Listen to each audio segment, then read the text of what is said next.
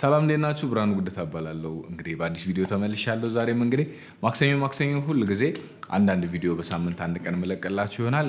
ይህ ደግሞ ከባለፈው ሳምንት የቀጠለ ባለፈው ሳምንት ስለ 5D Mark III ሰርቼላችኋለሁ። ዛሬ ደግሞ ስለ 5D Mark IV መሰራላችሁ ይሆናል። 5D Mark IV 10 ዓመት የሞላው የቪዲዮም የፎቶም ካሜራ ነው። ለዚህ ካሜራ ብራችንን ገንዘባችንን ማባከን አለብን ወይስ የለብንም? በዚህ ቪዲዮ የምንመለከተው ይሆናል። ከኔ ጋር ቆዩ።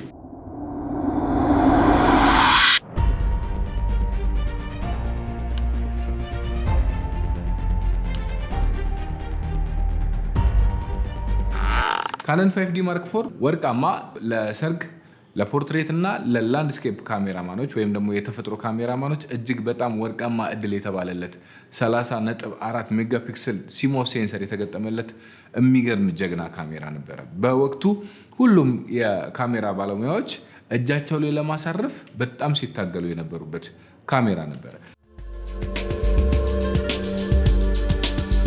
እርግጥ ነው በዚህ ሰዓት እጅግ በጣም ብዙ ሚረርለስ ካሜራዎች ተመርተዋል።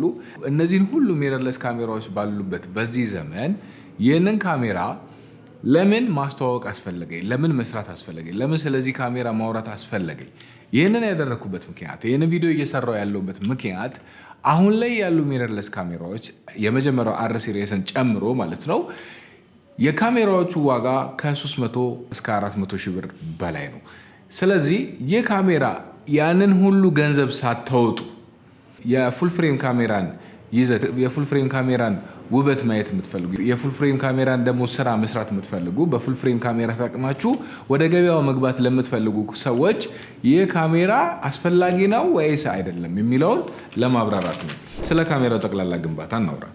ካሜራው የተገነባው እጅግ ዘመናዊ በሆነ ዌዘር ሲል ተደርጎ በጣም ጠንካራ ከሆነ ማቴሪያል የተሰራ ካሜራ ነው። የካሜራ በሱ ዘመን ከተሰሩ 5D ሲሪስ ካሜራዎች አራተኛው ደረጃ ላይ ያለው ካሜራ ነው። የካሜራ የተሰራበት ማቴሪያል ልክ እንደ ሌሎቹ ካሜራዎች ዌዘር ሲልድ ነው። ቦዲው በጣም ጠንካራ ነው። ለመያዝ ምቹ ነው። እጅግ በቃ ካሜራማን ሲይዘው በእጃችሁ ውስጥ ታስገቡት የሆነ የካሜራማን ሞራል እንዲሰማችሁ የሚያደርግ እጅግ ዘመናዊ ካሜራ ነው። ከኋላ በኩል ወይም ደግሞ ከፊት ለፊት በኩል ያሉ በተኖች ለስራ ምቹ ወይም ደግሞ ከመጀመሪያ የነበሩ ካሜራዎችን ተጠቅማችሁ የምታውቁ ከሆነ ሌሎች ካሜራዎችን ወይም ደግሞ DSLR ካሜራዎችን ተጠቅማችሁ የምታውቁ ከሆነ በተለይ ካነን DSLR ካሜራዎችን እየተጠቀማችሁ ከነበረ እጅግ ቀላል ለአጠቃቀም ምቹ የሆኑ የበተን ሲስተም ነው ያለው። ስለዚህ ማንኛውም ነገር የምትፈልጉትን ነገር ፊት ለፊት ላይ ያስቀመጠ ካሜራ ስለሆነ ይሄንን ካሜራ ይሄንን ቦታ ስትሉ እያንዳንዱ ነገር ግልጽ የሆነ ካሜራ ነው። ውስጡ ምንድነው የተገጠመው ደግሞ የሚለውን እናውራ። ካሜራው 30.4 ሜጋፒክሰል ሲሞስ ሴንሰር ነው የተገጠመለት። ባለ 61 ነጥብ ሮበስት አውቶፎከስ ሲስተም ነው የተገጠመለት። በዚህ ካሜራ በመጠቀም በተከታታይ 7 ፍሬም ፐር ሰከንድ ወይም ደግሞ 7 ፎቶዎችን በአንድ ሰከንድ ውስጥ ማንሳት ትችላላችሁ። በተከታታይ ያለምንም ማቋረጥ ማለት ነው። ያ ማለት አንድ ሰከንድ 7 ፎቶ እንደገና ሁለተኛ በተን ስትነጉት 14 ፎቶ በአንድ ጊዜ ማንሳት ትችላላችሁ ማለት ነው። ዘመናዊ ካሜራዎች ከተገጠመላቸው ኤዲቴክት አውቶፎከስ የተሻለ ባይሆንም አሁን ኤዲቴክት አውቶፎከስ ማለት አይናችሁን እየተከተለ ፎከስ የሚያደርግ ማለት ነው። ይሄ ግን ኤዲቴክት አውቶፎከስ የለውም። ዱዋል ፒክስል ፌዝ አውቶፎከስ ነው ያለው። ስለዚህ ፎከሳችሁ ዱዋል ፒክስል ነው። ቆንጆ የሆነ የፎከስ ጥራትን የምታገኙበት። ለምሳሌ አሁን እየተንቀሳቀስኩኝ እኔን እየተከተለኝ ነው ፎከስ እየሰራ ያለው። ስለዚህ የዚህ ዱዋል ፒክስል አውቶፎከስ እጅግ በጣም ማራኪ ነው። ከሌሎቹ ከሚረርለስ ካሜራዎች ጋር እያወዳደርኩት አይደለም። ነገር ግን በዚህ ካሜራ ብቻ ተጠቅማችሁ እጅግ የሚያምር ፎከሱን የጠበቀ ጥራቱን የጠበቀ ምስል ማግኘት ትችላላችሁ። ይህ ካሜራ በካነን ከለር ሳይስ የተገነባ ካሜራ ነው። ያ ማለት ከዚህ ካሜራ ስትሬት አውት ኦፍ ካሜራ በቀጥታ ፎቶ አንስታችሁ የምታገኙት ከለር በጣም እጅግ ዘመናዊ ስኪንቶን ወይም ደግሞ ናቹራል ስኪንቶን የፊታችን ከለር ከሰው ልጅ እይታ ጋር ተመሳሳይ የሆነ ከለር ሳይንስ ያለው ካሜራ ስለሆነ ስትሬት አውት ኦፍ ካሜራውን አስተካክላችሁ ላይታችሁን አስተካክላችሁ ካነሳችሁ የምታገኙት ጥራትና የምታገኙት የምስል አይነት በጣም ላይናችሁ የሚማርክ ምስል ነው የምታገኙት። በካሜራው የምናገኘው 30 ሜጋፒክሰል አንድ ፎቶ አንስተን ፎቶውን በተለያየ አቅጣጫ ክሮፕ ማድረግ ብንፈልግ የካሜራ ሜጋፒክሰል 30 ሜጋፒክሰል ስለሆነና ሃይ ሪዞሉሽን ስለሆነ 2-3 ቦታ የተለያዩ የሚያማምሩ ፎቶዎችን ማግኘት የምንችልበት ካሜራ ነው። ስለ ዳይናሚክ ሬንጁ ደግሞ እናውራ። ራሱ ካሜራ ውስጥ ባለው ሴቲንግ አስተካክላችሁ ሻዶአችሁንና ሃይላይታችሁን እጅግ ቆንጆ አድርጋችሁ ለምሳሌ አሁን እኔ እየቀረጽኩ እንዳለሁት አስተካክላችሁ የምትቀርጹ ከሆነ ዳይናሚክ ሬንጁ በጣም ቆንጆ ነው። ስትሬት አውት ኦፍ ካሜራ በጣም አሪፍ ነው።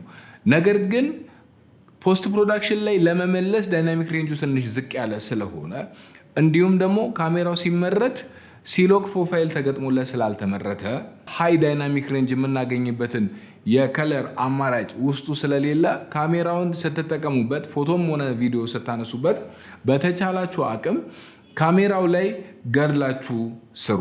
ዳይናሚክ ሬንጁ በተመለከተ ቆንጆ ዳይናሚክ ሬንጅ አለው፣ ግን ስትሬት አውት ኦፍ ካሜራ ነው። እናንተ ራሳችሁ አይታችሁ በካሜራው ስክሪን በኩል አይታችሁ ካልቀረጻችሁበት በስተቀር ወደኋላ ለመመለስና ፖስት ፕሮዳክሽን ላይ ለማስተካከል እጅግ በጣም አስቸጋሪ ነው።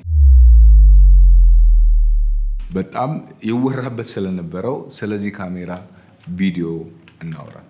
በዛን ሰዓት በ2016 ማለት ነው ይሄ ካሜራ የተመረተበት ዓመተ ምህረት ላይ 5D የመጀመሪያውን 4K በዲኤስኤልአር ካሜራ የመጀመሪያውን 4K ፉቴጅ የገጠመ ካሜራ ነው። ነገር ግን የዚህ ካሜራ 4K ዳውንሳይዱ ምንድነው?